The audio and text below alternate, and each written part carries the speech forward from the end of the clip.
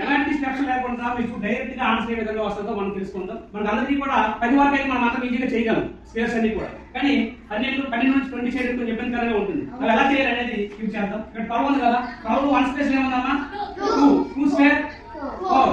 ఈ 12 కి ఆ 2 కలుపుతాం. ఎంత అవుతుంది? 12 కి 2 కలిపితే ఎంత అవుతుంది? 14. 12 స్క్వేర్ అంటే 144. అలాగే 13 1 స్పేస్ ఏముంది? 3 స్క్వేర్ 9. ఇప్పుడు 13 3 కలిపితే ఎంత అవుతుందమ్మా? 16.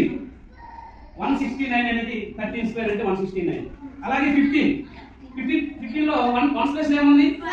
5 స్క్వేర్ అంటే 25. అంటే 5 ఇక్కడ వచ్చేసి ఈ 2 అనేది క్యారీ ఉంటుంది. అలాగే 15 కి 5 కలిపితే ఎంత అవుతుంది?